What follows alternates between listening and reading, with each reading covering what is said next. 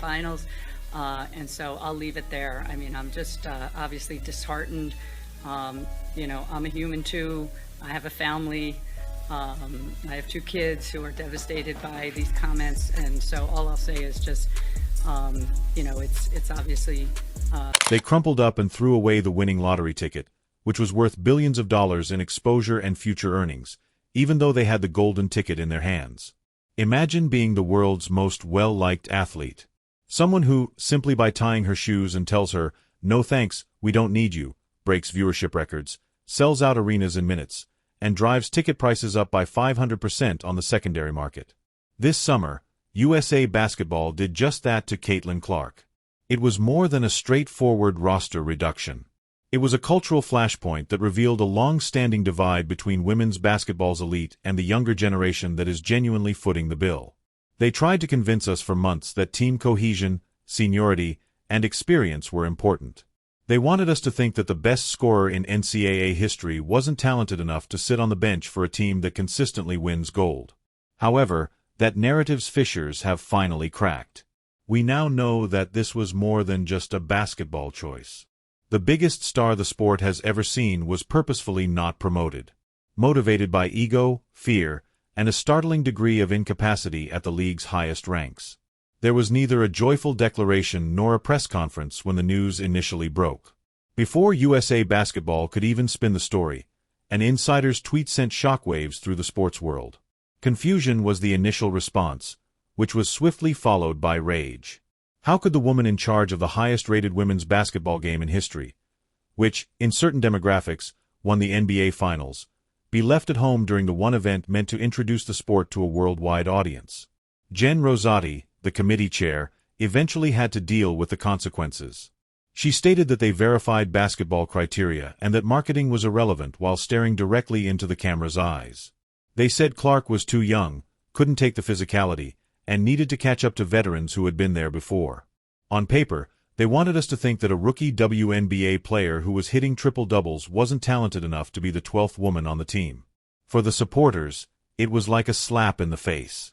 However, as we peeled back the layers, the basketball-related justification turned into something far more repulsive and intimate. When reliable information from seasoned journalists like Christine Brennan emerged, the narrative took a tragic turn. These weren't merely rumors on the internet. These leaks came from the room where the decision was made. The committee wasn't genuinely concerned about Clark's abilities. They were afraid of her power. According to insiders, USA Basketball was afraid of the commotion that might result from having Caitlin on the squad if she wasn't given enough playing time. They were actually afraid that if she remained on the bench for a quarter or didn't get the ball enough, her millions of fans, the Caitlin cult, as some media critics refer to them, would take to social media with criticism. Take a moment to consider that.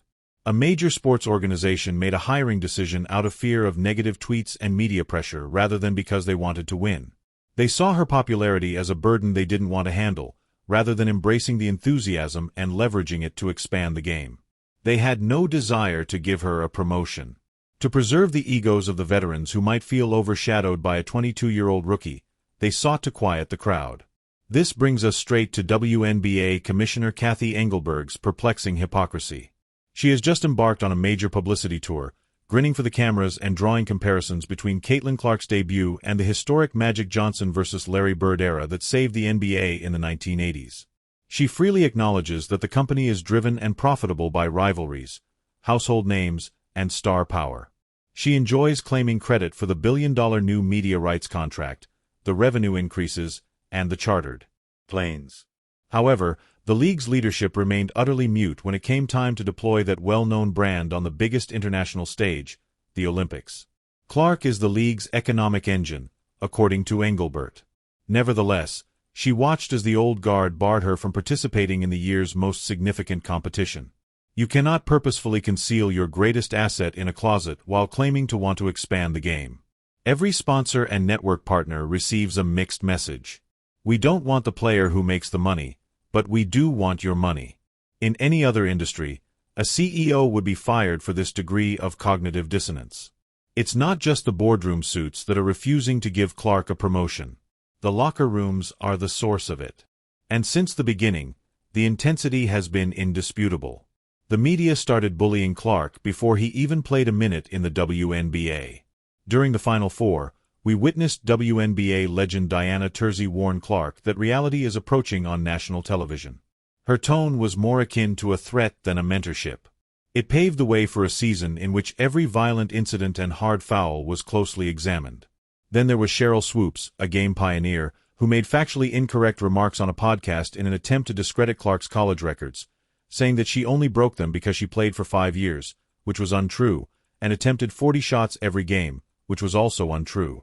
She apologized quietly after being corrected, but the harm had already been done.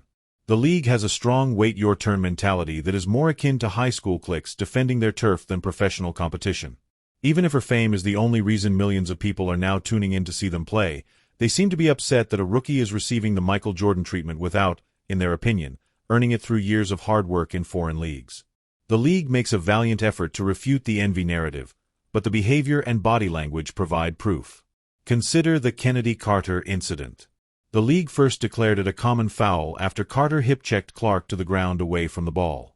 The league didn't raise it to a flagrant one until the video went viral, receiving tens of millions of views and provoking indignation on every sports talk show in America. It was evident from the delay. It seems that the league was reluctant to defend its golden goose in order to avoid upsetting the veterans who believe Clark is receiving preferential treatment. This reluctance to advocate for and defend the WNBA appears to be at war with its own paying customers as a result of Clark's peculiar dynamic. When fans see Clark, they frequently encounter remarks or on-court behaviors that imply they aren't true fans because they haven't watched in 10 years. It's a gatekeeping tactic that goes against fundamental business principles. Insulting new clients who have just stepped in the door is not the way to grow a business. Let's discuss the Olympics' particular financial mishap because the figures are startling. The Paris Games provided the ideal setting for women's basketball to take the world by storm. NBC was counting on Clark to be present. They were prepared with promotional materials.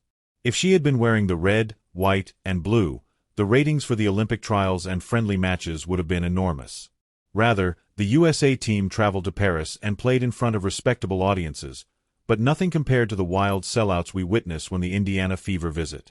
Although the gold medal game had high TV ratings, they paled in comparison to a typical Tuesday night game between the Chicago Sky and the Fever. Because they were too obstinate to follow the trend, they effectively lit millions of dollars worth of free exposure on fire. After spending a lot of money on broadcasting rights, NBC officials were reportedly incensed behind closed doors that the star was still at home. They desired the basketball equivalent of Taylor Swift.